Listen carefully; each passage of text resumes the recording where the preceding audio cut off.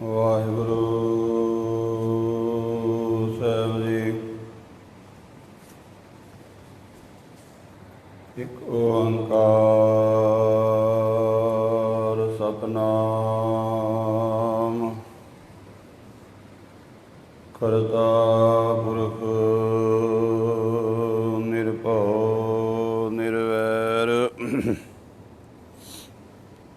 ਅਕਾਲ ਮੂਰਤ ਅਜੂਨੀ ਸੈਭੰ ਗੁਰ ਪ੍ਰਸਾਦ।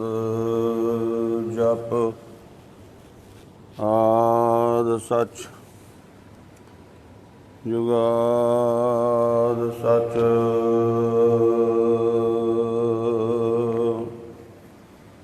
ਹੈ ਭੀ ਸਚ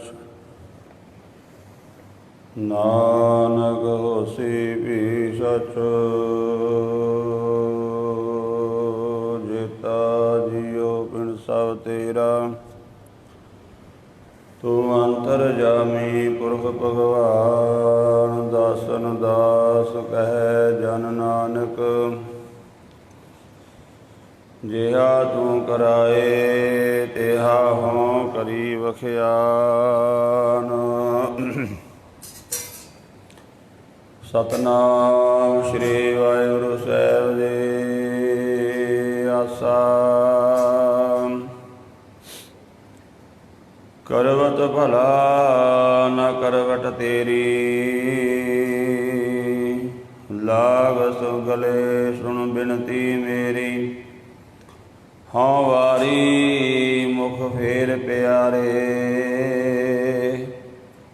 ਕਰਵਟ ਦੇ ਮੋਹ ਕੋ ਕਾਹੇ ਕੋ ਮਾਰੇ। ਰਹਾਉ ਜੋ ਤਨ ਚੀਰੈ ਅੰਗ ਨ ਮੋਰੋ ਪਿੰਡ ਪਰੈ ਤੋ ਪ੍ਰੀਤ ਨਾ ਤੋਰੋ।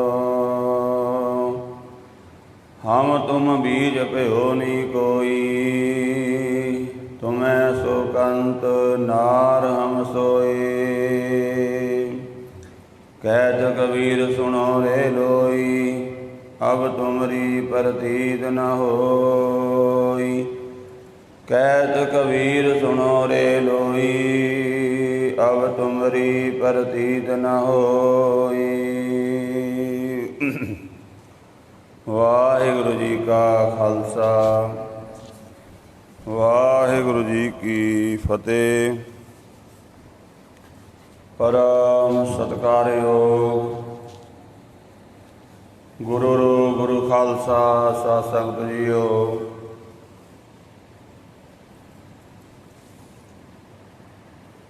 ਗੁਰਬਾਣੀ ਦੀ ਪਾਵਨ ਕਥਾ ਲੜੀਵਾਰ ਜੋ ਇਸ ਪਾਵਨ ਸਥਾਨ 'ਤੇ ਚੱਲ ਰਹੀ ਹੈ, ਤਿਸ ਦੇ ਤਹਿਤ ਭਗਤ ਕਬੀਰ ਸਾਹਿਬ ਜੀ ਦਾ ਆਸਾ ਰਾਗ ਦੇ ਵਿੱਚ ਉਚਾਰਨ ਕੀਤਾ ਹੋਇਆ ਪਾਵਨ ਸ਼ਬਦ ਪਾਠ ਆਪ ਜੀ ਨੇ ਸਰਵਣ ਕੀਤਾ ਹੈ। ਇਹ ਪਾਵਨ ਸ਼ਬਦ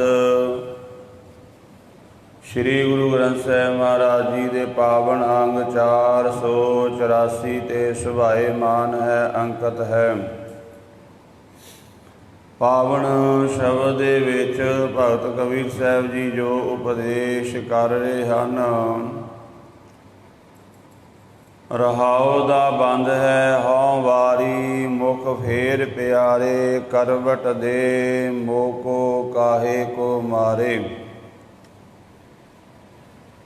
ਜਦੋਂ ਕੋਈ ਵੀ ਅਭਿਆਸੀ ਵਾਹਿਗੁਰੂ ਦੇ ਨਾਮ ਦਾ ਸਿਮਰਨ ਕਰਦਾ ਹੈ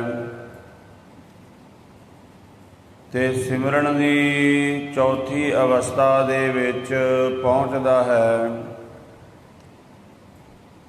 ਉਹਨੂੰ ਪਰਮਾਤਮਾ ਦਾ ਦਰ ਘਰ ਦਿਖਾਈ ਦੇਣ ਲੱਗ ਪੈਂਦਾ ਹੈ। ਪਰ ਵਾਹਿਗੁਰੂ ਦੇ ਪਰਮੇਸ਼ਵਰ ਜੀ ਦੇ ਦਰਸ਼ਨ ਨਹੀਂ ਹੁੰਦੇ। ਉਸ ਅਵਸਥਾ ਦੇ ਵਿੱਚ ਜੋ ਅੰਦਰੋਂ ਪੁਕਾਰ ਨਿਕਲਦੀ ਹੈ, ਜੋ ਅੰਦਰੋਂ ਅਰਜ਼ੋਈ ਨਿਕਲਦੀ ਹੈ, ਇਹ ਸ਼ਬਦ ਬਿਲਕੁਲ ਉਸੇ ਅਵਸਥਾ ਦਾ ਹੈ। ਐਸੀ ਅਵਸਥਾ ਹੈ ਕਿ ਉੱਥੇ ਜਾ ਕੇ ਭਗਤ ਗੁਰਮੁਖ ਅਭਿਆਸੀ ਇਹ ਬਚਨ ਕਹਿ ਦਿੰਦਾ ਹੈ ਕਿ ਹੁਣ ਮੈਨੂੰ ਇਸ ਸਰੀਰ ਦਾ ਕੋਈ ਦੇਹ ਅਧਿਆਸ ਨਹੀਂ ਰਿਹਾ। ਹੈ ਵਾਹਿਗੁਰੂ, ਜੇ ਤੂੰ ਚਾਹਵੇਂ ਤਾਂ ਮੈਂ ਇਹ ਸਰੀਰ ਵੀ ਆਰੇ ਨਾਲ ਚਲਵਾ ਲਵਾਂ ਔਰ ਦੇਗ ਦੇ ਵਿੱਚ ਉਬਾਲ ਦੇਵਾਂ, ਅੱਗ ਦੇ ਵਿੱਚ ਸਾੜ ਦੇਵਾਂ, ਪਰ ਤੁਹਾਡੀ ਪ੍ਰਸੰਨਤਾ, ਤੁਹਾਡੀ ਬਖਸ਼ਿਸ਼ ਚਾਹੀਦੀ ਹੈ। ਭਾਵ ਇੰਨੀ ਉੱਚੀ ਅਵਸਥਾ ਸਰੀਰ ਦਾ ਕੋਈ ਲਗਾਵ ਨਹੀਂ ਰਹਿ ਜਾਂਦਾ। ਸਰੀਰ ਦੇ ਦੇਹ ਅਧਿਆਸ ਤੋਂ ਜੀਵ ਬਿਲਕੁਲ ਉੱਪਰ ਚਲਾ ਜਾਂਦਾ ਹੈ। ਇਸ ਅਵਸਥਾ ਦੇ ਬਹੁਤ ਸਾਰੇ ਸ਼ਬਦ ਗੁਰਬਾਣੀ ਦੇ ਵਿੱਚ ਆਏ ਹਨ ਔਰ ਇਹ ਲਕਸ਼ ਹੈ ਮਨੁੱਖ ਦਾ ਵਾਹਿਗੁਰੂ ਦੇ ਨਾਲ ਇੱਕ ਹੋਣਾ, ਵਾਹਿਗੁਰੂ ਦੇ ਨਾਲ ਅਭੇਦ ਹੋਣਾ। 4 ਪ੍ਰਕਾਰ ਦਾ ਜਾਪ ਗੁਰਮੁਖਾਂ ਨੇ ਦੱਸਿਆ ਹੈ। ਚੌਥੇ ਪ੍ਰਕਾਰ ਦੇ ਜਾਪ ਵਿੱਚ ਜਾ ਕੇ ਇਹ ਅਵਸਥਾ ਬਣਦੀ ਹੈ। ਪਹਿਲਾ ਜਿਹੜਾ ਜਾਪ ਹੈ ਉਹਨੂੰ ਬੈਖਰੀ ਜਾਪ ਕਿਹਾ ਗਿਆ ਹੈ। ਬੈਖਰੀ ਬਿਖਰ ਜਾਣ ਵਾਲਾ। ਜਦੋਂ ਆਪਾਂ ਰਸਨਾ ਨਾਲ ਬੋਲਦੇ ਹਾਂ, ਸਾਡਾ ਬੋਲਿਆ ਹੋਇਆ ਹਵਾ ਦੇ ਵਿੱਚ ਬਿਖਰ ਜਾਂਦਾ ਹੈ, ਖਿਲਰ ਜਾਂਦਾ ਹੈ। ਇਸ ਜਾਪ ਤੋਂ ਹੀ ਆਰੰਭਤਾ ਹੁੰਦੀ ਹੈ। ਰਸਨਾ ਜਪੀਐ ਏਕ ਨਾਮ। ਰਸਨਾ ਦੇ ਦੁਆਰਾ ਬਸ ਇੱਕੋ ਹੀ ਨਾਮ ਜਪੀ ਜਾਣਾ, ਜਪੀ ਜਾਣਾ। ਤੇ ਜਦੋਂ ਰਸਨਾ ਤੇ ਜਾਪ ਦੀ ਪਰਪੱਕਤਾ ਹੋ ਜਾਂਦੀ ਹੈ, ਉਦੋਂ ਮਹਾਰਾਜ ਦੀ ਬਾਣੀ ਕਹਿੰਦੀ ਹੈ ਰਸਨਾ ਦੇ ਉੱਪਰ ਰਸ ਆਉਣ ਲੱਗ ਜਾਂਦਾ ਹੈ ਵਾਹਿਗੁਰੂ ਬੋਲਣ ਦੇ ਨਾਲ। ਉਹ ਰਸ ਕੈਸਾ ਹੁੰਦਾ ਹੈ? ਜਿਵੇਂ ਆਪਾਂ ਕੋਈ ਮਿੱਠੀ ਚੀਜ਼ ਖਾਈਏ ਜਾਂ ਕੋਈ ਵੀ ਪਦਾਰਥ, ਉਹਦਾ ਸਾਡੀ ਰਸਨਾ ਨੂੰ ਪਤਾ ਲੱਗਦਾ ਹੈ। ਦੰਦਾਂ ਨੂੰ ਜਾਂ ਸਰੀਰ ਦੇ ਹੋਰ ਕਿਸੇ ਹਿੱਸੇ ਨੂੰ ਨਹੀਂ ਰਸ ਦਾ ਪਤਾ ਲੱਗਦਾ। ਰਸਨਾ ਉਹਦਾ ਨਾਮ ਹੀ ਤਾਂ ਹੈ ਜੋ ਰਸਾਂ ਦਾ ਘਰ ਹੈ। ਰਸਨਾ ਨੂੰ ਰਸ ਆਉਂਦਾ ਹੈ ਪਦਾਰਥ ਦਾ ਵੀ। ਤੇ ਜਦੋਂ ਆਪਾਂ ਪਰਮੇਸ਼ਵਰ ਦਾ ਨਾਮ ਇਸ ਰਸਨਾ ਨਾਲ ਲਗਾਤਾਰ ਜਾਪ ਕੀਤਾ ਨਾ, ਵਾਹਿਗੁਰੂ ਵਾਹਿਗੁਰੂ ਵਾਹਿਗੁਰੂ, ਹਰ ਰੋਜ਼ ਜਿਸ ਅਭਿਆਸੀ ਨੇ ਜਾਪ ਲਗਾਤਾਰ 2-2 4-4 ਘੰਟੇ ਕੀਤਾ ਹੈ, ਰਸਨਾ ਨੂੰ ਫਿਰ ਰਸ ਆਉਣ ਲੱਗ ਜਾਂਦਾ ਹੈ। ਜਿਵੇਂ ਆਪਾਂ ਜਦੋਂ ਕੋਈ ਪਦਾਰਥ ਰਸਨਾ 'ਤੇ ਰੱਖਾਂਗੇ ਉਦੋਂ ਹੀ ਰਸ ਆਵੇਗਾ, ਵਰਨਾ ਨਹੀਂ ਆਵੇਗਾ। ਇਹ ਪਹਿਲਾ ਜਾਪ ਹੈ ਸਿਮਰਨ ਦਾ। ਵਾਹਿਗੁਰੂ ਵਾਹਿਗੁਰੂ ਕਹਿਣ ਦੇ ਨਾਲ ਰਸਨਾ ਰਸ ਨਾਲ ਭਰ ਜਾਂਦੀ ਹੈ ਔਰ ਉਸ ਰਸ ਦਾ ਸਾਡੇ ਸਰੀਰ 'ਤੇ, ਮਨ 'ਤੇ ਵੀ ਅਸਰ ਹੁੰਦਾ ਹੈ, ਬਾਣੀ 'ਤੇ ਵੀ ਅਸਰ ਹੁੰਦਾ ਹੈ। ਦੂਸਰਾ ਜਿਹੜਾ ਜਾਪ ਹੈ ਉਹ ਹੈ ਮੱਧਮਾ ਦਾ ਜਾਪ। ਮੱਧਮਾ ਜੋ ਮੱਧਮ ਹੋ ਜਾਵੇ ਆਵਾਜ਼। ਹੁਣ ਉਹ ਜੋ ਜਾਪ ਕਰ ਰਿਹਾ ਬਸ ਉਹ ਬੜੀ ਮੱਧਮ ਆਵਾਜ਼ ਦੇ ਵਿੱਚ ਉਸੇ ਨੂੰ ਸੁਣਾਈ ਦੇ ਰਹੀ ਹੈ, ਉਹ ਗਲੇ ਦੇ ਵਿੱਚ ਹੁੰਦਾ ਹੈ। ਵਾਹਿਗੁਰੂ ਵਾਹਿਗੁਰੂ ਜਪ ਰਿਹਾ ਹੈ, ਬਸ ਉਸੇ ਨੂੰ ਹੀ ਸੁਣਾਈ ਦੇ ਰਿਹਾ ਹੈ। ਉਹ ਜਾਪ ਮਹਾਰਾਜ ਕਹਿੰਦੇ ਕਿ ਕੰਠ ਦਾ ਜਾਪ ਹੈ। ਉਸ ਜਾਪ ਦੇ ਵਿੱਚ ਵੀ ਜਦੋਂ ਕੋਈ ਅਭਿਆਸੀ ਪਹੁੰਚਦਾ ਹੈ ਤੇ ਉਹ ਉੱਥੇ ਜਦੋਂ ਜਾਪ ਜਾ ਕੇ ਪਰਪੱਕ ਹੋ ਜਾਂਦਾ ਹੈ, ਗਲਾ ਰਸ ਦੇ ਨਾਲ ਭਰ ਜਾਂਦਾ ਹੈ। ਜਿਵੇਂ ਆਪਾਂ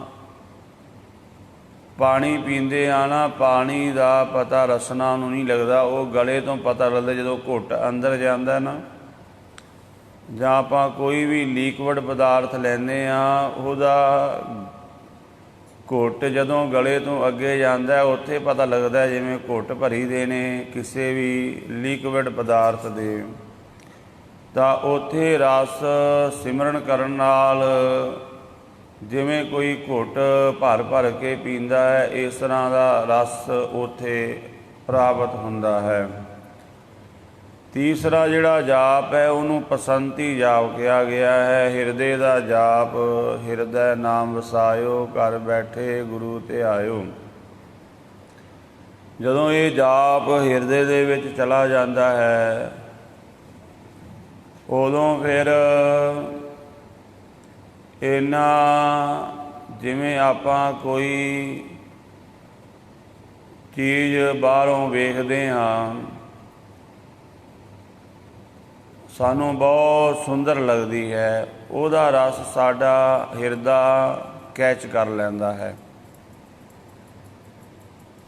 ਕੋਈ ਆਪਾਂ ਐਸਾ ਦ੍ਰਿਸ਼ ਵੇਖਿਆ ਸੁੰਦਰ ਪਹਾੜਾਂ ਦਾ, ਸਮੁੰਦਰ ਦਾ ਜਾਂ ਦੁਨੀਆ ਦਾ ਕੋਈ ਵੀ, ਉਹ ਕਿੱਥੇ ਕੈਚ ਹੁੰਦਾ ਹੈ? ਸਾਡੇ ਹਿਰਦੇ ਦੇ ਵਿੱਚ।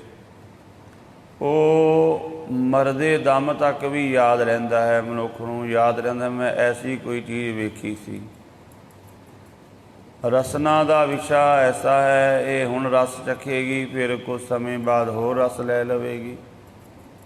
ਹਿਰਦੇ ਨੇ ਜੋ ਕੈਚ ਕਰ ਲਿਆ ਹੈ ਉਹ ਖਤਮ ਨਹੀਂ ਹੁੰਦਾ, ਭਾਵੇਂ ਉਹ ਚੰਗਾ ਹੈ ਭਾਵੇਂ ਉਹ ਮਾੜਾ ਹੈ। ਜਦੋਂ ਹਿਰਦੇ ਦੇ ਵਿੱਚ ਉਹ ਜਾਪ ਚਲਾ ਗਿਆ, ਹਿਰਦੇ ਨੇ ਉਸ ਚੀਜ਼ ਨੂੰ ਪਕੜ ਕਰ ਲਿਆ, ਉਸ ਰਸ ਨੂੰ ਕੈਚ ਕਰ ਲਿਆ, ਤੋ ਜੀਵਨ ਇੱਕ ਰਸ ਨਾਲ ਭਰ ਜਾਂਦਾ ਹੈ। ਉਹਦਾ ਬੋਲਣਾ, ਉਹਦਾ ਤੁਰਨਾ ਫਿਰਨਾ ਇੱਕ ਰਸਮਈ ਹੋ ਜਾਂਦਾ ਹੈ। ਚੌਥਾ ਪਰਾ ਜਾਪ ਕਿਹਾ ਗਿਆ ਉਹਨੂੰ। ਇਹ ਜਾਪ ਜਦੋਂ ਇੱਥੇ ਕੋਈ ਪਹੁੰਚਦਾ ਹੈ ਫਿਰ ਕੀ ਹੁੰਦਾ ਹੈ? ਹੁਣ ਪਹਿਲੀਆਂ 3 ਅਵਸਥਾ ਵਿੱਚ ਇਹਨੂੰ ਹੀ ਰਸ ਆ ਰਿਹਾ ਸੀ। ਚੌਥੀ ਅਵਸਥਾ ਵਿੱਚ ਜਾ ਕੇ ਜਾਪ ਹੁੰਦਾ ਹੈ, ਸਾਰੀ ਸ੍ਰਿਸ਼ਟੀ ਇਹਦੇ ਨਾਲ ਜਾਪ ਕਰਨ ਲੱਗ ਜਾਂਦੀ ਹੈ। ਸਾਰੀ ਸ੍ਰਿਸ਼ਟੀ ਵਿੱਚ ਉਹ ਜਾਪ ਚੱਲਣ ਲੱਗ ਪੈਂਦਾ ਹੈ, ਜਿਸ ਨੂੰ ਮਹਾਰਾਜ ਇਸ ਤਰ੍ਹਾਂ ਵੀ ਕਹਿੰਦੇ ਨੇ, ਵਾਜੇ ਪੰਚ ਸ਼ਬਦ ਤਿਤ ਘਰ ਸੁਭਾਗੈ, ਘਰ ਸੁਭਾਗੈ ਸ਼ਬਦ ਵਾਜੇ ਕਲਾ ਜਿਤ ਘਰ ਧਾਰੀਆ, ਪੰਚ ਦੂਤ ਤੁਧ ਵਸ ਕੀਤੇ ਕਾਲ ਕੰਟ ਕੋ ਮਾਰਿਆ, ਧੁਰ ਕਰਮ ਪਾਇਆ ਤੁਧ ਜਿਨ ਕੋ ਸੇ ਨਾਮ ਹਰ ਕੈ ਲਾਗੇ, ਕਹਿ ਨਾਨਕ ਤੈ ਸੁਖ ਹੋਆ ਤਿਤ ਘਰ ਅਨਹਦ ਵਾਜੇ। ਪਹਿਲੀਆਂ 3 ਅਵਸਥਾ ਦੇ ਵਿੱਚ ਹੋ ਸਕਦਾ ਕੋਈ ਵਿਕਾਰ ਹਮਲਾ ਕਰ ਦੇਵੇ, ਪਰ ਚੌਥੀ ਅਵਸਥਾ ਦੇ ਜਾਪ ਵਿੱਚ ਪਹੁੰਚ ਕੇ ਪੰਜੇ ਵਿਕਾਰ, ਪੰਜੇ ਦੂਤ ਕੀਤੇ ਵਸ ਛਿੱਕੇ। ਪੰਜੇ ਵਿਕਾਰ ਵਸ ਵਿੱਚ ਹੋ ਜਾਂਦੇ ਨੇ ਗੁਰਮੁਖ ਦੇ, ਪਰ ਅਜੇ ਰੱਬ ਨਹੀਂ ਮਿਲਿਆ। ਇਹ ਜਿਹੜਾ ਸ਼ਬਦ ਅੱਜ ਦਾ ਹੈ ਬਿਲਕੁਲ ਇਸੇ ਅਵਸਥਾ ਦਾ ਹੈ। ਗੁਰਮੁਖ ਉਸ ਅਵਸਥਾ ਵਿੱਚ ਪਹੁੰਚ ਜਾਂਦਾ ਹੈ ਸਿਮਰਨ ਕਰਕੇ। ਉੱਥੇ ਹੁਣ ਸ੍ਰਿਸ਼ਟੀ ਉਹਦੇ ਨਾਲ ਜਾਪ ਕਰ ਰਹੀ ਹੈ। ਜਦੋਂ ਉਹ ਜਾਪ ਕਰਦਾ ਹੈ, ਸਾਰੀ ਸ੍ਰਿਸ਼ਟੀ ਵਿੱਚ ਉਹ ਜਾਪ ਸੁਣਾਈ ਦਿੰਦਾ ਹੈ, ਤਾਂ ਉਸ ਸਮੇਂ ਫਿਰ ਉਹਨੂੰ ਮਹਾਰਾਜ ਬਾਣੀ ਦੇ ਵਿੱਚ ਅੰਕਿਤ ਕਰਦੇ ਹਨ ਕਿ ਧਰਤ ਪਤਾਲ ਆਕਾਸ ਹੈ ਮੇਰੀ ਜਿੰਦੜੀਏ, ਸਭ ਹਰ ਹਰ ਨਾਮ ਧਿਆਵੈ ਰਾਮ। ਸਾਰੇ ਉਸ ਗੁਰਮੁਖ ਦੇ ਨਾਲ ਨਾਮ ਜਪਣ ਲੱਗ ਜਾਂਦੇ ਨੇ। ਸਾਰਾ ਸ੍ਰਿਸ਼ਟੀ ਦਾ ਰੋਮ ਰੋਮ ਜਿਹੜਾ ਹੈ ਗੁਰਮੁਖ ਦੇ ਨਾਲ ਨਾਮ ਜਪਣ ਲੱਗ ਜਾਂਦਾ ਹੈ। ਉਹ ਸ੍ਰਿਸ਼ਟੀ ਜਾਪ, ਉਹਨੂੰ ਪਰਾ ਦਾ ਜਾਪ ਆਖਿਆ ਗਿਆ ਹੈ। ਤਾਂ ਉਸ ਅਵਸਥਾ ਦੇ ਵਿੱਚ ਜਾ ਕੇ ਰੱਬ ਅਜੇ ਨਹੀਂ ਮਿਲਿਆ, ਪਰ ਗੁਰਮੁਖ ਉਸ ਅਵਸਥਾ ਵਿੱਚ ਪਹੁੰਚ ਗਿਆ ਜਿੱਥੇ ਰੱਬ ਦੇ ਨਾਲ ਇੱਕ ਹੋਣਾ ਬਿਲਕੁਲ। ਉੱਥੇ ਫਿਰ ਇੱਕ ਅਰਦਾਸ ਨਿਕਲਦੀ ਹੈ, ਜਿਵੇਂ ਗੁਰਬਾਣੀ ਵਿੱਚ ਬਚਨ ਆਉਂਦਾ ਹੈ कि भई निरासी बहुत दिन लागे, देश दसंतर मैं सगले झागे, खिन रहन न पावों बिन पग पागे, होए किरपाल प्रभ मिलै सुभागे। ਉੱਥੇ ਨਿਰਾਸ਼ਤਾ ਆਉਂਦੀ, ਪਰ ਇਹ ਦੁਨੀਆ ਵਾਲੀ ਨਿਰਾਸ਼ਤਾ ਨਹੀਂ ਹੁੰਦੀ। ਜਿਵੇਂ ਆਪਾਂ ਨਾਮ ਤੋਂ ਬਾਣੀ ਤੋਂ ਨਿਰਾਸ਼ ਹੋ ਜਾਂਦੇ ਹਾਂ, ਇਹ ਨਿਰਾਸ਼ਤਾ ਨਹੀਂ ਹੁੰਦੀ। ਉੱਥੇ ਮਹਿਸੂਸ ਹੁੰਦਾ ਹੈ, ਇਹ ਪਰਮਾਤਮਾ ਮੇਰੇ ਵਿੱਚ ਬੜੇ ਔਗਣ ਨੇ ਅਤੇ ਤੂੰ ਕਿਰਪਾ ਕਰ। ਜਿਵੇਂ ਭਗਤ ਕਬੀਰ ਸਾਹਿਬ ਜੀ ਦਾ ਇੱਕ ਸ਼ਬਦ ਹੈ, ਦਰਮਾਦੇ ਠਾਡੇ ਦਰਬਾਰ, ਤੁਝ ਬਿਨ ਸੁਰਤ ਕਰੈ ਕੋ ਮੇਰੀ, ਦਰਸ਼ਨ ਦੀਜੈ ਖੋਲ ਕਿਵਾਰ। ਤੇਰੇ ਦਰ 'ਤੇ ਆ ਕੇ ਖੜ੍ਹ ਗਏ ਹਾਂ ਅਤੇ ਹੁਣ ਤੂੰ ਕਿਰਪਾ ਕਰ। ਸਾਨੂੰ ਅੱਗੇ ਨਹੀਂ ਪਤਾ ਲੱਗ ਰਿਹਾ, ਕਿਉਂਕਿ ਜਿਵੇਂ ਕਿਸੇ ਆਪਾਂ ਵੱਡੇ ਅਫਸਰ ਨੂੰ ਜਾਂ ਪ੍ਰਧਾਨ ਮੰਤਰੀ ਨੂੰ ਮਿਲਣ ਜਾਈਏ, ਆਪਾਂ ਉਹਦੇ ਮਹੱਲ ਦੇ ਕੋਲ 'ਤੇ ਪਹੁੰਚ ਜਾਈਏ ਕਿਸੇ ਤਰ੍ਹਾਂ ਯਤਨ ਕਰਕੇ, ਪਰ ਅੰਦਰ ਐਂਟਰੀ ਨਹੀਂ ਹੋਵੇਗੀ ਇਸ ਤਰ੍ਹਾਂ ਜਦੋਂ ਤੱਕ ਉਹਦਾ ਅੰਦਰੋਂ ਹੁਕਮ ਨਹੀਂ ਹੁੰਦਾ ਵੀ ਹਾਂ ਵੀ ਕੋਈ ਮਿਲਣ ਵਾਸਤੇ ਆਇਆ, ਬਾਹਰ ਖੋਲ੍ਹ ਦਿਓ ਦਰਵਾਜ਼ਾ, ਆਉਣ ਦਿਓ ਅੰਦਰ ਉਸ ਨੂੰ। ਭਾਵੇਂ ਉੱਥੇ ਪਹੁੰਚ ਗਿਆ, ਪਰ ਜਦੋਂ ਤੱਕ ਅੰਦਰਲੇ ਦਾ ਹੁਕਮ ਨਹੀਂ ਹੁੰਦਾ, ਬਾਹਰਲਾ ਅੰਦਰ ਨਹੀਂ ਜਾ ਸਕਦਾ। ਇਸੇ ਤਰ੍ਹਾਂ ਜਾਪ ਕਰਕੇ, ਸਿਮਰਨ ਕਰਕੇ ਰੱਬ ਦੇ ਨੇੜੇ ਤਾਂ ਪਹੁੰਚ ਗਏ, ਪਰ ਅਜੇ ਰੱਬ ਵੱਲੋਂ ਹੁਕਮ ਨਹੀਂ ਹੋਇਆ। ਔਰ ਉਹ ਜਿਹੜਾ ਅਵਸਥਾ ਰੱਬ ਦਾ ਮਿਲਾਪ ਹੈ, ਉਹ ਰੱਬ ਦੇ ਹੁਕਮ ਨਾਲ ਹੀ ਹੋਣਾ, ਆਪਣੇ ਯਤਨ ਨਾਲ ਨਹੀਂ ਹੋਣਾ। ਜੇਕਰ ਆਪਣੇ ਯਤਨ ਨਾਲ ਹੋਵੇ ਫਿਰ ਤਾਂ ਹਰ ਕੋਈ ਕਰ ਲਵੇ। ਪ੍ਰਧਾਨ ਮੰਤਰੀ ਦੀ ਮਰਜ਼ੀ ਹੈ, ਉਹ ਕਿਸੇ ਨੂੰ ਟਾਈਮ ਦੇਵੇ ਨਾ ਦੇਵੇ, ਮਿਲਣਾ ਚਾਹਵੇ ਨਾ ਮਿਲਣਾ ਚਾਹਵੇ, ਉਹਦੀ ਮਰਜ਼ੀ ਹੈ। ਤਾਂ ਇਸੇ ਤਰ੍ਹਾਂ ਰੱਬ ਦੀ ਇੱਛਾ ਹੈ, ਉਹ ਜਦੋਂ ਕੋਈ ਰੱਬ ਦੇ ਨੇੜੇ ਪਹੁੰਚਦਾ ਹੈ ਤਾਂ ਫਿਰ ਇਹ ਆਵਾਜ਼, ਇਹ ਅਵਸਥਾ ਬਣਦੀ, ਦਰਮਾਦੇ ਠਾਡੇ ਦਰਬਾਰ, ਤੁਝ ਬਿਨ ਸੁਰਤ ਕਰੈ ਕੋ ਮੇਰੀ, ਦਰਸ਼ਨ ਦੀਜੈ ਖੋਲ ਕਿਵਾਰ। ਮਹਾਰਾਜ ਉਹ ਜਿਹੜਾ ਦਰਵਾਜ਼ਾ ਹੁਣ ਅੰਦਰ ਲੱਗਾ ਹੈ ਉਹ ਖੋਲ੍ਹ ਦਿਓ, ਕਿਰਪਾ ਕਰੋ, ਬਖਸ਼ਿਸ਼ ਕਰੋ। ਭਈ ਨਿਰਾਸੀ ਬਹੁਤ ਦਿਨ ਲਾਗੇ, ਦੇਸ ਦਸੰਤਰ ਮੈਂ ਸਗਲੇ ਝਾਗੇ, ਖਿਨ ਰਹਿਣ ਨਾ ਪਾਵੋਂ। ਹੁਣ ਤੇਰੇ ਬਿਨਾਂ ਰਿਹਾ ਨਹੀਂ ਜਾ ਸਕਦਾ। ਜਨਮ ਸਾਖੀ ਵਿੱਚ ਗੁਰੂ ਨਾਨਕ ਦੇਵ ਮਹਾਰਾਜ ਜੀ ਦੀ ਵਾਰਤਾਲਾਪ ਹੁੰਦੀ ਮਾਤਾ ਤ੍ਰਿਪਤਾ ਜੀ ਦੇ ਨਾਲ। ਘਰ ਦੇ ਵਿੱਚ ਆਰਾਮ ਅਵਸਥਾ ਵਿੱਚ ਪਏ ਹੋਏ ਨੇ ਅਤੇ ਕਈ ਦਿਨ ਦੀ ਇਹੀ ਜਿਹੜਾ ਸਿਲਸਿਲਾ ਚੱਲਿਆ ਆ ਰਿਹਾ, ਕਿਤੇ ਵੀ ਕੋਈ ਕੰਮ ਨਹੀਂ ਜਾਂਦੇ, ਕੋਈ ਗੱਲਬਾਤ ਨਹੀਂ ਕਰਦੇ, ਬਸ ਵਿਸ਼ਰਾਮ ਅਵਸਥਾ ਵਿੱਚ ਹੀ ਪਏ ਰਹਿੰਦੇ ਨੇ। ਮਾਤਾ ਤ੍ਰਿਪਤਾ ਜੀ ਕੋਲ ਆਏ, ਵੈਦ ਨੂੰ ਵੀ ਸੱਦਿਆ। ਵੈਦ ਆ ਕੇ ਨਬਜ਼ ਚੈੱਕ ਕਰਦਾ ਹੈ, ਬਿਮਾਰੀ ਤਾਂ ਕੋਈ ਨਹੀਂ ਹੈ, ਨਬਜ਼ ਠੀਕ ਚੱਲ ਰਹੀ ਹੈ, ਕਿਉਂਕਿ ਪਹਿਲਾਂ ਨਬਜ਼ ਵੇਖ ਕੇ ਹੀ ਪਤਾ ਲੱਗਦਾ ਸੀ ਕੋਈ ਦੁੱਖ ਰੋਗ ਦਾ। ਤਾਂ ਮਾਤਾ ਤ੍ਰਿਪਤਾ ਜੀ ਪੁੱਛਦੇ ਨੇ, ਹੇ ਲਾਲ ਤੁਹਾਨੂੰ ਕੀ ਤਕਲੀਫ ਹੈ, ਦੱਸੋ। ਅਤੇ ਮਹਾਰਾਜ ਸੱਚੇ ਪਾਤਸ਼ਾਹ ਧੰਨ ਗੁਰੂ ਨਾਨਕ ਦੇਵ ਜੀ ਕਹਿੰਦੇ, ਮਾਤਾ ਹੇ ਮਾਂ, ਆਖਾਂ ਜੀਵਾਂ ਵਿਸਰੈ ਮਰ ਜਾਉ, ਆਖਣ ਔਖਾ ਸਾਚਾ ਨਾਉ। ਸਾਚੇ ਨਾਮ ਕੀ ਲਾਗੈ ਭੂਖ, ਉਤ ਭੁਖੈ ਖਾਏ ਚੱਲੀਐ ਦੂਖ, ਸੋ ਕਿਉ ਵਿਸਰੈ ਮੇਰੀ ਮਾਏ, ਸਾਚਾ ਸਾਹਿਬ ਸਾਚੈ ਨਾਏ। ਉਹ ਵਾਹਿਗੁਰੂ ਦਾ ਨਾਮ ਵਿਸਰੇ ਤਾਂ ਇੱਦਾਂ ਲੱਗਦਾ ਜਿਵੇਂ ਮੌਤ ਹੋਣ ਲੱਗੀ ਹੈ। ਉਹ ਅਵਸਥਾ ਦੇਖੋ, ਉਹ ਆਪ ਤਾਂ ਬ੍ਰਹਮ ਰੂਪ ਹੀ ਹਨ, ਪਰ ਸਾਨੂੰ ਸਮਝਾਉਣ ਵਾਸਤੇ ਕਿ ਹਰ ਸਮੇਂ ਸਿਮਰਨ ਕਰਦੇ ਹਾਂ ਇਹ ਅਵਸਥਾ ਬਣਦੀ ਹੈ। ਉੱਥੇ ਨਿਰਾਸ਼ ਨਹੀਂ ਹੋਣਾ, ਪਰਮਾਤਮਾ ਦੀ ਭਗਤੀ ਕਰੀ ਜਾਣੀ ਹੈ। ਐਸੀ ਅਵਸਥਾ ਆ ਜਾਂਦੀ ਹੈ। ਵੇਖੋ ਹੁਣ ਤਾਂ ਆਪਾਂ ਭਾਵੇਂ ਜਪਜੀ ਸਾਹਿਬ ਪੜ੍ਹੀਏ ਨਾ ਪੜ੍ਹੀਏ, ਦਿਨ ਸੌਖਾ ਲੰਘ ਜਾਂਦਾ ਹੈ।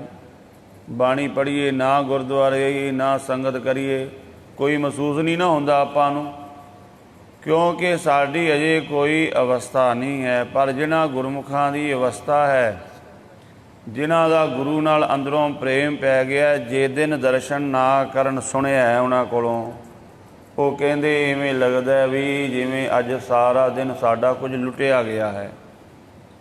ਅੱਜ ਜਿਵੇਂ ਕੋਈ ਬਹੁਤ ਵੱਡਾ ਘਾਟਾ ਪੈ ਗਿਆ ਹੈ, ਬਾਣੀ ਨਹੀਂ ਪੜ੍ਹੀ, ਅੱਜ ਇਵੇਂ ਲੱਗਦਾ ਜਿਵੇਂ ਅੱਜ ਕੁਝ ਸਾਡਾ ਨੁਕਸਾਨ ਹੋ ਗਿਆ, ਸਾਨੂੰ ਘਾਟਾ ਪੈ ਗਿਆ ਕੋਈ। ਅਤੇ ਆਪਾਂ ਆਪਣੇ ਵਾਲੇ ਵੀ ਝਾਤੀ ਮਾਰ ਲਈ, ਸਾਨੂੰ ਤਾਂ ਮਹਿਸੂਸ ਹੀ ਨਹੀਂ ਹੁੰਦਾ ਵੀ ਕਿੰਨਾ ਕੁ ਘਾਟਾ ਪੈ ਰਿਹਾ ਰੋਜ਼ ਵੇਖੋ। ਸਾਡੇ ਕਿੰਨੇ ਸਵਾਸ ਰਹਿਣ ਗਵਾਈ ਸੋਏ ਕਹਿ। ਰਾਤ ਸਾਰੀ ਲੰਘ ਗਈ, ਸਾਨੂੰ ਕੋਈ ਮਹਿਸੂਸ ਨਹੀਂ ਹੋਇਆ ਵੀ ਮੈਂ ਅੰਮ੍ਰਿਤ ਵੇਲੇ ਉੱਠਿਆ ਹੀ ਨਹੀਂ ਅੱਜ। ਰਹਿਣ ਗਵਾਈ ਸੋਏ ਕਹਿ, ਦਿਵਸ ਗਵਾਇਆ ਖਾਏ। ਹੀਰੇ ਜੈਸਾ ਜਨਮ ਹੈ, ਕੌਡੀ ਬਦਲੇ ਜਾਏ। ਗੁਰਮੁਖਾਂ ਨੂੰ ਇਹ ਮਹਿਸੂਸ ਹੋਣ ਲੱਗ ਜਾਂਦਾ ਹੈ, ਜਿਵੇਂ ਜਿਹੜਾ ਬੰਦਾ ਰੋਜ਼ ਕਿਤੇ ਬਹਿ ਕੇ ਕਾਰੋਬਾਰ ਕਰਦਾ ਹੈ ਨਾ, 500-700 1000 2000 5-7 ਰੋਜ਼ ਕਮਾਉਂਦਾ ਹੈ। ਇੱਕ ਦਿਨ ਕਿਤੋਂ ਦਾ ਨਾਗਾ ਵਾਜੇ ਤੇ ਅੱਜ ਕਹਿੰਦਾ ਮੈਨੂੰ ਇੰਨਾ ਘਾਟਾ ਪੈ ਗਿਆ ਹੈ। ਜਿੰਨਾ ਕਿਸੇ ਦਾ ਵੱਡਾ ਕਾਰੋਬਾਰ ਹੈ, ਜੇ ਕਿਸੇ ਨੇ ਫੈਕਟਰੀ ਲਾਈ ਹੈ, ਉਹਨੂੰ ਮੰਨ ਲਓ ਰੋਜ਼ ਲੱਖ ਰੁਪਏ ਦੀ ਆਮਦਨ ਆ ਰਹੀ ਫੈਕਟਰੀ ਤੋਂ, ਕਿਸੇ ਕਾਰਨ ਕਰਕੇ ਫੈਕਟਰੀ ਬੰਦ ਕਰਨੀ ਪੈ ਗਈ ਇੱਕ ਦਿਨ, ਉਹ ਤਾਂ ਅੰਦਰੋਂ ਬਹੁਤ ਮਹਿਸੂਸ ਜਿਹੜਾ ਉਹ ਹੋ ਜਾਂਦਾ ਹੈ, ਉਦਾਸੀ ਵਿੱਚ ਚਲਾ ਜਾਂਦਾ ਹੈ ਕਿ ਅੱਜ ਮੇਰੀ ਫੈਕਟਰੀ ਸਾਰਾ ਦਿਨ ਹੀ ਬੰਦ ਰਹੀ, 1 ਲੱਖ ਰੁਪਏ ਦਾ ਮੈਨੂੰ ਘਾਟਾ ਪੈ ਗਿਆ। ਜਿਹੜਾ ਹੋਰ ਕੰਮ ਨਵਾਂ ਫੜਨਾ ਸੀ ਉਹ ਵੀ ਕਿੰਨਾ ਘਾਟਾ ਪੈ ਗਿਆ। ਜਿੰਨਾ ਕਿਸੇ ਦਾ ਵੱਡਾ ਕਾਰੋਬਾਰ ਹੈ, ਇਸੇ ਤਰ੍ਹਾਂ ਜਿੰਨੀ ਕਿਸੇ ਦੀ ਅਵਸਥਾ ਬਣੀ ਹੈ, ਜਦੋਂ ਉਹਦੇ ਤੋਂ ਨੇਮ ਨਹੀਂ ਨਿਭਦਾ ਅਤੇ ਉਹਨੂੰ ਲੱਗਦਾ ਵੀ ਅੱਜ ਮੈਨੂੰ ਇੰਨਾ ਵੱਡਾ ਘਾਟਾ ਪੈ ਗਿਆ। ਅੱਜ ਨਾ ਸੁਖਮਨੀ ਸਾਹਿਬ ਪੜ੍ਹ ਹੋਇਆ, ਨਾ ਆਸਾ ਕੀ ਵਾਰ ਹੋਈ, ਨਾ 5 ਬਾਣੀਆਂ ਹੋਈਆਂ ਨੇ, ਤੋ ਇਹ ਮਹਿਸੂਸ ਹੋਣ ਲੱਗ ਜਾਂਦਾ ਹੈ। ਉਹ ਅਵਸਥਾ ਭਗਤ ਕਬੀਰ ਸਾਹਿਬ ਜੀ ਇੱਥੇ ਬਿਆਨ ਕਰ ਰਹੇ ਨੇ। ਉਹ ਗੁਰਮੁਖ ਕਹਿੰਦਾ, ਰੱਬਾ ਇਹਦੇ ਨਾਲੋਂ ਤਾਂ ਮੈਨੂੰ ਤੂੰ ਆਰੇ ਨਾਲ ਚੀਰ ਦੇ ਭਵੇਂ, ਮੇਰੇ ਪ੍ਰਾਣ ਕੱਢ ਲੈ। ਜਿਵੇਂ ਬਾਬਾ ਫਰੀਦ ਜੀ ਦੇ ਬਚਨ ਆਪਾਂ ਕੱਲ੍ਹ ਵੀ ਸ਼ਾਇਦ ਸਾਂਝੇ ਕੀਤੇ ਸੀ। ਬਾਬਾ ਫਰੀਦ ਜੀ ਕਹਿੰਦੇ ਨੇ, ਜੋਬਨ ਜਾਂਦੇ ਨਾ ਡਰਾਂ, ਜੇ ਸੈ ਪ੍ਰੀਤ ਨਾ ਜਾਏ। ਜਵਾਨੀ ਜਾਂਦੀ ਜਾਵੇ ਪਰ ਮੇਰੀ ਰੱਬ ਨਾਲੋਂ ਪ੍ਰੀਤ ਨਾ ਟੁੱਟੇ। ਉਹਨਾਂ ਦੇ ਇਹ ਵੀ ਬਚਨ ਹਨ, ਫਰੀਦਾ ਗਲੀਏ ਚਿੱਕਰ ਦੂਰ ਘਰ ਨਾਲ ਪਿਆਰੇ ਨੇ, ਚੱਲਾਂ ਤਾਂ ਭਿੱਜੈ ਕੰਬਲੀ ਰਾਹ ਤਾਂ ਟੁੱਟੈ ਨੇਹੋ। ਜਾਏ ਮਿਲਾਂ ਤਿਨ ਸੱਜਣਾ ਟੂਟੈ ਨਾਹੀ ਨਿਓ। ਕਹਿੰਦੇ ਭਿੱਜੋ ਸਿੱਜੋ ਕਮਲੀ ਅੱਲੇ ਵਰਸੋ ਮੇਓ, ਜਾਏ ਮਿਲਾਂ ਤਿਨ ਸੱਜਣਾ ਟੁੱਟੈ ਨਾਹੀ ਨਿਓ। ਇਹ ਅਵਸਥਾ ਆਉਂਦੀ ਹੈ, ਬਿਲਕੁਲ ਇਸੇ ਅਵਸਥਾ ਨਾਲ ਸੰਬੰਧਿਤ ਇਹ ਸ਼ਬਦ ਨੇ ਕਿ ਗਲੀਆਂ ਵਿੱਚ ਬੜਾ ਚਿੱਕੜ ਹੈ। ਆਪਣੇ ਰੱਬ ਨੂੰ ਪਿਆਰੇ ਨੂੰ ਮਿਲਣ ਜਾਣਾ, ਆਪਣੇ ਗੁਰੂ ਦੇ ਦਰਸ਼ਨ ਕਰਨ ਵਾਸਤੇ ਜਾਣਾ ਹੈ। ਗਲੀਆਂ ਵਿੱਚ ਬੜਾ ਚਿੱਕੜ, ਬੜਾ ਮੀਂਹ ਪੈ ਰਿਹਾ, ਕਿਵੇਂ ਜਾਵਾਂ? ਭਿੱਜਾਂਗਾ, ਕੰਬਲੀ ਭਿੱਜ ਜਾ, ਕੱਪੜੇ ਭਿੱਜ ਜਾਣਗੇ। ਜਿਹੜਾ ਇਹ ਡਰ ਰੱਖ ਕੇ ਰੁਕ ਗਿਆ ਉਹ ਤਾਂ ਮਿਲਣ ਤੋਂ ਰਹਿ ਜਾਵੇਗਾ। ਅਸਲ ਵਿੱਚ ਜਿਹੜਾ ਬਾਹਰਲੀਆਂ ਗਲੀਆਂ ਚਿੱਕੜ ਮੀਂਹ ਦਾ ਜ਼ਿਕਰ ਕੀਤਾ ਨਾ, ਅੱਜ ਸਵਾਲ ਕਰ ਸਕਦਾ ਕੋਈ ਵੀ, ਅੱਜ ਤਾਂ ਗਲੀਆਂ ਵਿੱਚ ਚਿੱਕੜ ਨਹੀਂ ਹੈ। ਅਸਲ ਵਿੱਚ ਇਹ ਅੰਦਰਲੀ ਅਵਸਥਾ ਹੈ। ਗਲੀਆਂ ਕਿਹੜੀਆਂ ਨੇ? ਸਾਡੇ ਜਿਹੜੇ ਗਿਆਨ ਇੰਦਰੇ ਨੇ, ਕਰਮ ਇੰਦਰੇ ਨੇ, ਸਾਡੀਆਂ ਅੱਖਾਂ, ਸਾਡੇ ਕੰਨ, ਇਹ ਸਾਡੀਆਂ ਗਲੀਆਂ ਨੇ। ਇਹਨਾਂ ਵਿੱਚ ਚਿੱਕੜ ਭਰਿਆ ਪਿਆ, ਗਾਰਾ ਭਰਿਆ ਪਿਆ, ਗੰਦ ਭਰਿਆ ਪਿਆ, ਵਿਕਾਰ ਭਰੇ ਪਏ ਨੇ। ਅੱਖਾਂ ਦੇ ਵਿੱਚ ਵਿਕਾਰ ਨੇ, ਕੰਨਾਂ ਵਿੱਚ ਵਿਕਾਰ ਨੇ, ਰਸਨਾ 'ਤੇ ਵਿਕਾਰ ਹੈ। ਇਹ ਗਲੀਆਂ ਜਿਹੜੀਆਂ ਚਿੱਕੜ ਨਾਲ ਭਰੀਆਂ ਹੋਈਆਂ ਨੇ। ਫਿਰ ਤ੍ਰਿਸ਼ਨਾ ਵਾਸ਼ਨਾ ਦਾ ਮੀਂਹ ਪੈ ਰਿਹਾ ਬੜਾ। ਅੰਦਰੋਂ ਰੱਬ ਵਾਲੇ ਪਾਸੇ ਤੁਰੀਏ ਤੇ ਇਹ ਤੁਰਨ ਨਹੀਂ ਦਿੰਦਾ, ਚਿੱਕੜ ਬੜਾ ਹੈ। ਚਿੱਕੜ ਵਿੱਚ ਬੰਦਾ ਤੁਰੇ ਕਿਵੇਂ? ਬੜੀਆਂ ਰੁਕਾਵਟਾਂ ਪੈ ਰਹੀਆਂ ਨੇ। ਪਰ ਜਿਹੜਾ ਡਰ ਕੇ ਰੁਕ ਗਿਆ ਵੀ ਚਿੱਕੜ ਤੋਂ ਡਰਦਿਆਂ ਮੈਂ, ਕਿਉਂਕਿ ਆਪਾਂ ਕਈਆਂ ਨੂੰ ਕਹੀਏ ਨਾ ਅੰਮ੍ਰਿਤ ਛਕੀਓ, ਕਹਿੰਦੇ ਨਹੀਂ ਅਜੇ ਮੈਂ ਨਹੀਂ ਅੰਮ੍ਰਿਤ ਨੂੰ ਅਜੇ ਰੱਖ ਸਕਦਾ, ਮੇਰੇ ਤੋਂ ਰਹਿਤ ਨਹੀਂ ਰਹਿਣੀ, ਮੈਂ ਨਹੀਂ ਅਜੇ ਛਕ ਸਕਦਾ। ਇਹ ਕਈ ਬਹਾਨੇ ਆਪਾਂ ਕਹਿ ਦਿੰਦੇ ਹਾਂ। ਜੇ ਤੇ ਆਪਾਂ ਇਹ ਡਰ ਕਰਕੇ ਰੁਕ ਗਏ, ਸਮਝ ਲਓ ਗਲੀਆਂ ਦੇ ਚਿੱਕੜ ਤੋਂ ਡਰ ਗਏ ਤੇ ਆਪਣੀ ਮੰਜ਼ਿਲ 'ਤੇ ਨਹੀਂ ਪਹੁੰਚਾਂਗੇ। ਪਰ ਛਕ ਲਓ ਅੰਮ੍ਰਿਤ। ਅੰਮ੍ਰਿਤ ਨੂੰ ਆਪਾਂ ਨਹੀਂ ਰੱਖਣਾ, ਅੰਮ੍ਰਿਤ ਨੇ ਸਾਨੂੰ ਰੱਖਣਾ ਹੈ। ਗੁਰੂ ਨੂੰ ਆਪਾਂ ਨਹੀਂ ਰੱਖਣਾ, ਗੁਰੂ ਨੇ ਸਾਨੂੰ ਰੱਖਣਾ ਹੈ। ਚੱਲ ਪੋ ਹੌਸਲਾ ਕਰਕੇ, ਪੈਂਦਾ ਮੀਂਹ ਪਈ ਜਾਵੇ, ਕਿੰਨਾ ਵੀ ਚਿੱਕੜ ਹੋਵੇ, ਬਾਣੀ ਜ਼ਰੂਰ ਪੜੋ। ਕਿੰਨੇ ਵੀ ਮਾੜੇ ਫੁਰਨੇ ਮਨ ਵਿੱਚ ਉੱਠਦੇ ਨੇ, ਰੁਕਣ ਦੀ ਲੋੜ ਨਹੀਂ ਹੈ। ਬਾਣੀ ਪੜ੍ਹੀ ਚੱਲੋ, ਇੱਕ ਦਿਨ ਇਹ ਚਿੱਕੜ ਨੂੰ ਜਿੱਤ ਜਾਵੋਗੇ। ਇੱਕ ਦਿਨ ਤ੍ਰਿਸ਼ਨਾ ਵਾਸ਼ਨਾ ਦੇ ਵਿਕਾਰਾਂ ਦੇ ਮੀਂਹ ਵਿੱਚੋਂ ਸਰ ਹੋ ਜਾਵੋਗੇ। ਪਰ ਜੇ ਰੁਕ ਗਏ ਫਿਰ ਗੱਲ ਨਹੀਂ ਬਣਨੀ। ਤਾਂ ਇਹ ਅੰਤਰੀ ਭਾਵ ਦਾ ਚਿੱਕੜ ਹੈ ਸਾਡੀਆਂ ਗਲੀਆਂ ਦੇ ਵਿੱਚ ਮੀਂਹ ਪੈ ਰਿਹਾ, ਵਿਸ਼ੇ ਵਿਕਾਰਾਂ ਦਾ, ਵਾਸ਼ਨਾ ਦਾ, ਪਦਾਰਥਾਂ ਦਾ। ਰੁਕਣਾ ਨਹੀਂ ਹੈ। ਬਾਣੀ ਦਾ ਅਭਿਆਸ ਜਿਹੜਾ ਜਾਰੀ ਰੱਖਣਾ ਹੈ। ਤੋਂ ਭਗਤ ਕਬੀਰ ਸਾਹਿਬ ਫਰਮਾਨ ਕਰ ਰਹੇ ਨੇ, ਆਸਾ ਰਾਗ ਹੈ करवत भला ना करवट तेरी, लाग गले सुन बिनती मेरी। हे वाहिगुरू निरंकार। करवत ਇਹ ਇੱਕ ਆਰਾ ਪਹਿਲਾਂ ਹੁੰਦਾ ਸੀ ਪ੍ਰਾਗਰਾਜ ਤੇ ਕਾਂਸੀ ਦੇ ਵਿੱਚ। ਇਹਦੀ ਖੋਜ ਦਾਸ ਨੇ ਬਹੁਤ ਕੀਤੀ ਪਰ ਬਹੁਤੇ ਪ੍ਰਮਾਣ ਤਾਂ ਨਹੀਂ ਮਿਲੇ। ਇੰਨਾ ਕੁ ਪ੍ਰਮਾਣ ਇਹਦਾ ਮਹਾਨ ਕੋਸ਼ ਦੇ ਵਿੱਚੋਂ ਮਿਲਿਆ ਹੈ। ਪ੍ਰਾਗਰਾਜ ਤੇ ਕਾਂਸੀ ਵਿੱਚ ਇਹ ਆਰਾ ਲੱਗਾ ਹੁੰਦਾ ਸੀ। ਇਹ ਦੋ ਹਿੰਦੂ ਧਰਮ ਦੇ ਬਹੁਤ ਵੱਡੇ ਮਹਾਨ ਅਸਥਾਨ ਹਨ। ਤੇ ਕਹਿੰਦੇ ਹਨ ਵੀ ਜਿਹਨੂੰ ਮੁਕਤੀ ਦੀ ਇੱਛਾ ਹੁੰਦੀ ਸੀ ਨਾ ਵੀ ਮੈਂ ਮੁਕਤ ਹੋਣਾ, ਉਹ ਕਹਿੰਦੇ ਵੀ ਆਰੇ ਥੱਲੇ ਆ ਕੇ ਲੰਮਾ ਪੈ ਜਾਂਦਾ ਸੀ। ਆਰੇ ਦੇ ਨਾਲ ਉਹਨੂੰ ਵਿਧੀ ਵਿਧਾਨ ਦੇ ਦੁਆਰਾ ਮੰਤਰ ਪੜ੍ਹ ਕੇ ਚੀਰ ਦਿੱਤਾ ਜਾਂਦਾ ਸੀ, ਦੋ ਹਿੱਸੇ ਕਰ ਦਿੱਤਾ ਜਾਂਦਾ ਸੀ।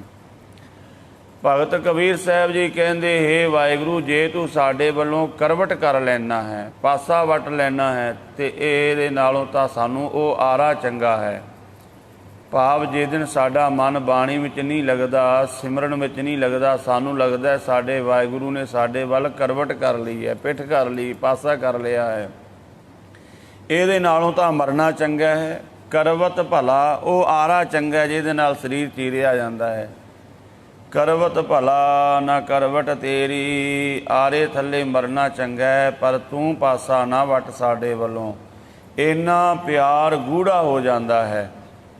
ਵੇਖੋ ਜਿਵੇਂ ਭਾਈ ਤਾਰੂ ਸਿੰਘ ਜੀ ਦਾ ਜ਼ਿਕਰ ਆਉਂਦਾ ਹੈ, ਕਿੰਨਾ ਪਿਆਰ ਹੋਵੇਗਾ ਉਹਨਾਂ ਦਾ ਬਾਣੀ ਦੇ ਨਾਲ, ਗੁਰੂ ਦੇ ਨਾਲ।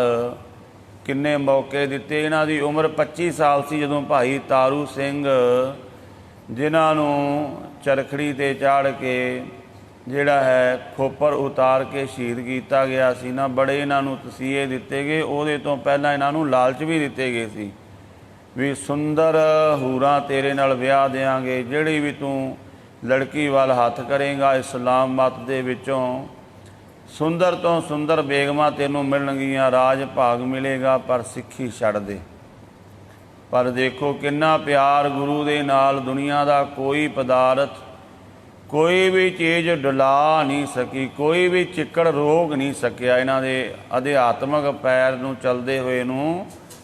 ਤੇ ਦੇਖੋ ਆਪਣਾ ਜਿਹੜਾ ਸੀਸ ਦਾ ਉਹ ਖੋਪਰ ਉਤਰਵਾ ਲਿਆ, ਸ਼ਹੀਦੀ ਪ੍ਰਾਪਤ ਕੀਤੀ। ਕਰਵਟ ਭਲਾ ਨਾ ਕਰਵਟ ਤੇਰੀ, ਲਾਗ ਗਲੇ ਸੁਣ ਬਿਨਤੀ ਮੇਰੀ। ਹੇ ਵਾਹਿਗੁਰੂ, ਮੇਰੀ ਬੇਨਤੀ, ਮੇਰੀ ਅਰਦਾਸ ਸੁਣ, ਮੇਰੇ ਗਲੇ ਲੱਗ ਕੇ, ਭਾਵ ਨੇੜੇ ਹੋ ਕੇ ਮੇਰੀ ਅਰਦਾਸ ਸੁਣ ਕਿ ਤੇਰੇ ਵਿਯੋਗ ਨਾਲੋਂ ਤਾਂ ਮੈਂ ਮਰਨਾ ਚੰਗਾ ਸਮਝਦਾ ਹਾਂ। ਭਗਤ ਕਬੀਰ ਸਾਹਿਬ ਫਰਮਾਨ ਕਰਦੇ ਨੇ ਅੱਗੇ, ਹਉ ਵਾਰੀ ਮੁਖ ਫੇਰ ਪਿਆਰੇ। ਹੇ ਮੇਰੇ ਪਿਆਰੇ ਵਾਹਿਗੁਰੂ, ਤੂੰ ਮੇਰੇ ਵੱਲ ਮੁਖ ਕਰ, ਉਹ ਮੇਰੇ ਵੱਲ ਐਸੀ ਦ੍ਰਿਸ਼ਟੀ ਕਰ, ਆਪਣੀ ਕਿਰਪਾ, ਆਪਣੀ ਨਜ਼ਰ ਸਵੱਲੀ ਕਰ। ਕਰਵਟ ਦੇ ਮੋਗੋ ਕਾਹੇ ਕੁਮਾਰੇ, ਮੇਰੇ ਵੱਲ ਕਰਵਟ ਕਰਕੇ, ਪਿੱਠ ਕਰਕੇ, ਪਾਸਾ ਕਰਕੇ ਮੈਨੂੰ ਅਧਿਆਤਮਕ ਮੌਰ ਨਾ ਮਾਰ। ਕਿਉਂਕਿ ਗੁਰਮੁਖ ਕਹਿੰਦਾ ਵੀ ਇਹਦੇ ਨਾਲੋਂ ਸਰੀਰ ਖਤਮ ਹੋ ਜਾਵੇ, ਪਰ ਹੇ ਪਰਮਾਤਮਾ ਤੇਰੇ ਨਾਲੋਂ ਪ੍ਰੀਤ ਨਹੀਂ ਟੁੱਟਣੀ ਚਾਹੀਦੀ। ਅਨੇਕਾਂ ਪ੍ਰਮਾਣ ਨੇ। ਭਾਈ ਦਿਆਲਾ ਜੀ ਨੂੰ ਦੇਗ ਵਿੱਚ ਉਬਾਲਿਆ ਗਿਆ ਤੇ ਉਹਨਾਂ ਨੂੰ ਪੁੱਛਿਆ ਗਿਆ ਸੀ, ਜਦੋਂ ਇਹਨਾਂ ਗੁਰਸਿੱਖਾਂ ਨੂੰ ਸ਼ਹੀਦ ਕਰਨਾ ਸੀ ਨਾ, ਪੁੱਛਿਆ ਗਿਆ ਤੁਹਾਡੀ ਆਖਰੀ ਇੱਛਾ ਕੀ ਹੈ? ਤੇ ਇਹਨਾਂ ਗੁਰਸਿੱਖਾਂ ਨੇ, ਭਾਈ ਮਤੀ ਦਾਸ, ਭਾਈ ਸਤੀ ਦਾਸ, ਭਾਈ ਦਿਆਲਾ ਜੀ ਕਹਿੰਦੇ ਸਾਡੀ ਇੱਕ ਇੱਛਾ ਹੈ। ਕੀ ਇੱਛਾ ਹੈ? ਜਦੋਂ ਸਾਨੂੰ ਉਬਾਲਿਆ ਜਾਵੇ, ਆਰੇ ਨਾਲ ਚੀਰਿਆ ਜਾਵੇ, ਅੱਗ ਵਿੱਚ ਸਾੜਿਆ ਜਾਵੇ, ਸਾਡਾ ਮੁੱਖ ਗੁਰੂ ਤੇਗ ਬਹਾਦਰ ਸਾਹਿਬ ਜੀ ਦੇ ਚਰਨਾਂ ਵੱਲ ਹੋਣਾ ਚਾਹੀਦਾ ਹੈ। ਕਿੰਨਾ ਪਿਆਰ ਵੀ ਇੰਨੇ ਦੁੱਖ ਦੇ ਵਿੱਚ ਵੀ, ਇੰਨੇ ਕਸ਼ਟ ਵਿੱਚ ਵੀ ਗੁਰਸਿੱਖ ਕਹਿੰਦਾ ਹੈ ਮੇਰਾ ਮੁੱਖ ਗੁਰੂ ਵੱਲ ਹੋਵੇ।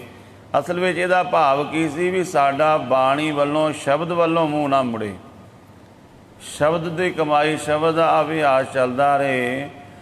ਤੋ ਭਗਤ ਕਬੀਰ ਸਾਹਿਬ ਫਰਮਾਨ ਕਰ ਰਹੇ ਨੇ, ਰਹਾਓ ਵਿਸ਼ਰਾਮ ਦੇ ਕੇ ਕਹਿੰਦੇ, ਜੋ ਤਨ ਚੀਰੈ ਅੰਗ ਨਾ ਮੋਰੋ, ਪਿੰਡ ਪਰੈ ਤੋ ਪ੍ਰੀਤ ਨਾ ਤੋਰੋ। ਹੇ ਵਾਹਿਗੁਰੂ, ਜੇ ਮੇਰੇ ਤਨ ਨੂੰ ਚੀਰਿਆ ਜਾਵੇ ਤੇਰੇ ਪਿਆਰ ਕਰਕੇ, ਤੇ ਮੈਂ ਆਪਣੇ ਅੰਗ ਨਹੀਂ ਮੋੜਾਂਗਾ। ਭਾਈ ਮਨੀ ਜੀ ਸਿੰਘ ਜੀ ਦਾ ਬੰਦ ਜਦੋਂ ਕੱਟਣ ਲੱਗੇ ਨਾ, ਇਹਨਾਂ ਦੀ ਉਮਰ 90 ਸਾਲ ਦੇ ਉੱਪਰ ਹੋ ਚੁੱਕੀ ਸੀ, 90 ਸਾਲ ਦੇ ਤਕਰੀਬਨ ਆਸ-ਪਾਸ ਇਹਦੇ ਤੋਂ ਉੱਪਰ ਹੋ ਚੁੱਕੀ ਸੀ। ਤੇ ਜਦੋਂ ਇਹਨਾਂ ਦਾ ਬੰਦ ਕੱਟਿਆ, ਜਲਾਦ ਨੂੰ ਥੋੜ੍ਹਾ ਤਰਸ ਆ ਗਿਆ ਵੀ ਬਹੁਤ ਬਜ਼ੁਰਗ ਨੇ ਤੇ ਉਹਨਾਂ ਨੂੰ ਹਕੂਮਤ ਦਾ ਜਿਹੜਾ ਹੁਕਮ ਮੰਨਣਾ ਪੈਂਦਾ ਹੈ। ਉਹ ਨਾ ਗੁੱਟ ਤੋਂ ਵੱਢਣ ਲੱਗਾ ਵੀ ਇਹਨਾਂ ਨੂੰ ਜ਼ਿਆਦਾ ਤਕਲੀਫ ਨਾ ਹੋਵੇ। ਤੇ ਭਾਈ ਮਨੀ ਸਿੰਘ ਨੇ ਰੋਕ ਲਿਆ, ਕਹਿਣ ਲੱਗੇ, ਜਲਾਦਾ ਜਾਂ ਤੇ ਤੈਨੂੰ ਸਮਝ ਨਹੀਂ ਤੇ ਜਾਂ ਫਿਰ ਤੂੰ ਜਾਣ ਕੇ ਕੰਮ ਕਰ ਰਿਹਾ ਹੈ। ਤੈਨੂੰ ਪਤਾ ਹੋਣਾ ਚਾਹੀਦਾ ਜਿਹੜਾ ਬੰਦ ਕਿੱਥੋਂ ਸ਼ੁਰੂ ਹੁੰਦਾ। ਜਿਹੜਾ ਬੰਦ ਹੈ ਉਹ ਜਿਵੇਂ ਸਾਡੀਆਂ ਉਂਗਲ ਦੇ ਵਿੱਚ 2 ਬੰਦ ਨੇ, ਪੋਟੇ ਨੇ, ਇਹ ਵਿੱਚ ਬੰਦ ਜਿਹੜੇ ਜੋੜ ਨੇ ਇਹਨਾਂ ਨੂੰ ਬੰਦ ਕਿਹਾ ਜਾਂਦਾ ਹੈ, ਬੰਦ ਲੱਗੇ ਹੋਏ ਨੇ। ਉਹ ਕਹਿੰਦੇ ਤੈਨੂੰ ਬੰਦ ਕੱਟਣ ਦਾ ਹੁਕਮ ਹੈ ਤੇ ਸਾਨੂੰ ਅਕਾਲ ਪੁਰਖ ਵੱਲੋਂ, ਸਾਡੇ ਗੁਰੂ ਵੱਲੋਂ ਹੁਕਮ ਹੈ ਬੰਦ ਕਟਾਉਣ ਦਾ। ਜਿਵੇਂ ਤੈਨੂੰ ਹੁਕਮ ਹੈ ਤੂੰ ਉਵੇਂ ਕਰ ਤੇ ਅਸੀਂ ਬੰਦ ਕਟਾਉਣਾ ਹੈ। ਤਾਂ ਦੇਖੋ ਕਿੰਨਾ ਉਹਨਾਂ ਦੇ ਅੰਦਰ ਪ੍ਰੇਮ, ਬਾਣੀ ਨਾਲ ਕਿੰਨਾ ਅੰਦਰੋਂ ਸੁਰਤ ਜੁੜੀ ਹੋਵੇਗੀ ਕਿ ਮੌਤ ਨੂੰ ਵੀ ਮਖੌਲ ਕਰ ਰਹੇ ਨੇ। ਉਹ ਛੇਤੀ ਮਾਰਨਾ ਚਾਹੁੰਦਾ, ਪਰ ਭਾਈ ਮਨੀ ਸਿੰਘ ਕਹਿੰਦੇ ਨਹੀਂ, ਜਿਵੇਂ ਤੈਨੂੰ ਹੁਕਮ ਹੋਇਆ ਬੰਦ ਕੱਟ, ਬੰਦ ਜਿੱਥੋਂ ਸ਼ੁਰੂ ਹੁੰਦਾ ਉਂਗਲਾਂ ਦੇ ਪੋਟਿਆਂ ਤੋਂ, ਉੱਥੋਂ ਕਰ ਕੱਲੀ ਉਂਗਲ ਦਾ। ਔਰ ਬੜੇ ਸਹਿਜ ਅਵਸਥਾ ਵਿੱਚ ਟਿਕੇ ਨੇ, ਨਾ ਹਾ ਨਾ ਹੋਏ, ਨਾ ਕਿਸੇ ਤਰ੍ਹਾਂ ਦੀ ਔਰ ਆਵਾਜ਼ ਦੁੱਖ ਭਰੀ ਆਵਾਜ਼ ਨਹੀਂ, ਸਗੋਂ ਗੁਰਬਾਣੀ ਦਾ ਉਚਾਰਨ ਕਰ ਰਹੇ ਨੇ। ਕਿੰਨਾ ਮਨ ਟਿਕਿਆ ਹੋਵੇਗਾ ਗੁਰੂ ਦੇ ਸ਼ਬਦ ਦੇ ਵਿੱਚ। ਜੋ ਤਨ ਚੀਰੈ ਅੰਗ ਨਾ ਮੋਰੋ, ਬਿਲਕੁਲ ਇਹ ਸ਼ਬਦ ਪ੍ਰੈਕਟੀਕਲ ਗੁਰਸਿੱਖਾਂ ਨੇ ਪਹਿਲਾਂ ਵੀ ਕਮਾਇਆ, ਹੁਣ ਵੀ ਕਮਾ ਰਹੇ ਨੇ। ਆਪਾਂ ਵੇਖਦੇ ਹਾਂ ਕਿਸਾਨੀ ਮੋਰਚੇ ਦੇ ਵਿੱਚ ਕਿਵੇਂ ਹਕੂਮਤ ਅੰਨ੍ਹੇਵਾਹ ਉਹ ਕਿਸਾਨ ਵੀਰ ਜਿਹੜੇ ਨੇ ਉਹਨਾਂ ਨੂੰ ਮਾਰਦੀ ਹੈ, ਪਰ ਵੇਖੋ ਉਹਨਾਂ ਦੀ ਸਿਰ ਦੇ ਵਿੱਚੋਂ ਵੀ ਰੱਤ ਚੁੰਦੀ ਹੈ, ਫਿਰ ਵੀ ਉਹ ਸੀ ਨਹੀਂ ਕਰਦੇ, ਫਿਰ ਵੀ ਉਹਨਾਂ ਵਿੱਚ ਕਿੰਨਾ ਜਜ਼ਬਾ। ਇਹ ਗੁਰੂ ਦੀ ਕਰਾਮਾਤ ਹੈ, ਐਸਾ ਹੈ ਪਿਆਰ ਜਜ਼ਬਾ, ਇਹ ਗੁਰੂ ਨੇ ਆਪਣੇ ਗੁਰਸਿੱਖ ਦੇ ਅੰਦਰ ਭਰਿਆ। ਜੋ ਤਨ ਚੀਰੈ ਅੰਗ ਨਾ ਮੋਰੋ, ਸੱਚ ਦੇ ਰਸਤੇ ਤੋਂ ਟੁਰਦੇ ਨਹੀਂ, ਸੱਚ ਦਾ ਰਸਤਾ ਹੀ ਰੱਬ ਦਾ ਮਿਲਾਪ ਹੈ। ਜੋ ਤਨ ਚੀਰੈ ਅੰਗ ਨਾ ਮੋਰੋ, ਪਿੰਡ ਪਰੈ ਤੋ ਪ੍ਰੀਤ ਨਾ ਤੋਰੋ। ਜੇ ਪਿੰਡ ਪੈ ਜਾਵੇ, ਮੁਸ਼ਕਲ ਬਣ ਜਾਵੇ, ਤਾਂ ਹੇ ਵਾਹਿਗੁਰੂ ਮੈਂ ਤੇਰੇ ਨਾਲੋਂ ਆਪਣੀ ਪ੍ਰੀਤ ਨਹੀਂ ਤੋੜਾਂਗਾ। ਕਿੰਨੀ ਵੀ ਮੁਸ਼ਕਲ ਬਣ ਜਾਵੇ, ਕੁਝ ਵੀ ਇੱਦੋਂ ਮੁਸ਼ਕਲ ਹੋਰ ਉੱਪਰ ਕੀ ਬਣਨੀ ਹੈ। ਬੰਦ ਕੱਟਿਆ ਜਾ ਰਿਹਾ, ਆਰੇ ਨਾਲ ਚੀਰਿਆ ਜਾ ਰਿਹਾ, ਦੇਗਾਂ ਵਿੱਚ ਉਬਾਲਿਆ ਜਾ ਰਿਹਾ ਹੈ, ਇੱਦੋਂ ਮੁਸ਼ਕਲ ਹੋਰ ਕੀ ਬਣੇਗੀ। ਤੇ ਗੁਰਸਿੱਖ ਕਿੰਨਾ ਪਿਆਰ ਗੁਰੂ ਦੇ ਨਾਲ। ਪ੍ਰੀਤ ਨਹੀਂ ਕਹਿੰਦੇ ਟੁੱਟਣੀ ਚਾਹੀਦੀ, ਭਾਵੇਂ ਜੋ ਹੁੰਦਾ ਸਰੀਰ ਨਾਲ ਹੋ ਜਾਵੇ। ਪਿੰਡ ਪਰੈ ਤੋਂ ਪ੍ਰੀਤ ਨਾ ਤੋਰੋ। ਆਪਾਂ ਹੁਣ ਆਪਣੇ ਵੱਲ ਲੈ ਲਈਏ, ਆਪਾਂ ਵੈਸੇ ਹੀ ਤੋੜੀ ਬੈਠੇ ਹਾਂ। ਕਿਉਂ? ਸਾਨੂੰ ਕੋਠੀਆਂ ਵਧੀਆ ਦੇਤੀਆਂ ਗੁਰੂ ਨੇ, ਕਾਰੋਬਾਰ ਦੇਤੇ, ਪਦਾਰਥ ਹੋ ਗਏ, ਅਸੀਂ ਉਹਦੇ ਮੋਹ ਵਿੱਚ ਅੰਨੇ ਹੋ ਕੇ ਸਾਡੇ ਕੋਲ ਨਾ ਜਪਜੀ ਸਾਹਿਬ ਰਿਹਾ, ਨਾ ਰਹਿ ਰਸ ਰਹੀ, ਨਾ ਸੋਲਾ ਸਾਹਿਬ ਰਿਹਾ ਹੈ, ਨਾ ਸਾਡੇ ਕੋਲ ਕੇਸਾਂ ਦੀ ਮੋਹ ਰਹੀ ਹੈ ਗੁਰੂ ਦੀ। ਦੇਖੋ ਅਸੀਂ ਕਿੰਨੇ ਨਾ, ਇੱਕ ਪਾਸੇ ਉਹ ਗੁਰਸਿੱਖ, ਆਪਾਂ ਕਹਿੰਦੇ ਸੀ ਗੁਰੂ ਦੇ ਸਿੱਖਾਂ, ਸਿੱਖੋ ਜਿਹਦਾ ਗੁਰੂ ਨਾਲ ਪਿਆਰ ਹੈ, ਤੇ ਪਿਆਰ ਉਹ ਕਹਿੰਦਾ ਚਰਖੜੀ ਤੇ ਚਾੜੋ, ਕੋਈ ਗੱਲ ਨਹੀਂ, ਪਰ ਗੁਰੂ ਨਾਲੋਂ ਪ੍ਰੀਤ ਨਹੀਂ ਟੁੱਟਣੀ ਚਾਹੀਦੀ। ਅਸੀਂ ਐਸੀ ਕੋਠੀਆਂ ਵਿੱਚ ਬੈਠੇ ਹੋਏ ਵੀ ਰੋਂਦੇ ਹਾਂ, ਤਾਂ ਵੀ ਨਹੀਂ ਬਾਣੀ ਪੜ੍ਹ ਸਕਦੇ, ਤਾਂ ਵੀ ਸ਼ਬਦ ਦਾ ਅਭਿਆਸ ਨਹੀਂ ਕਰ ਸਕਦੇ। ਹਮ ਤੁਮ ਬੀਚ ਭਿਓ ਨਹੀਂ ਕੋਈ, ਤੇਰੇ ਵਿੱਚ ਤੇ ਮੇਰੇ ਵਿੱਚ ਹੁਣ ਹੋਰ ਕੋਈ ਨਹੀਂ ਰਹਿ ਗਿਆ। ਭਾਵ ਇੱਕ ਹੋ ਗਏ ਹਾਂ, ਤੁਮੈ ਸੋ ਕੰਤ ਨਾਰ ਹਮ ਸੋਈ, ਤੂੰ ਸਾਡਾ ਉਹੀ ਕੰਤ ਹੈ, ਅਸੀਂ ਤੇਰੀ ਇਸਤਰੀ, ਭਾਵ ਤੇਰੀ ਨਾਲ ਤੇਰੀ ਪਤਨੀ ਆ।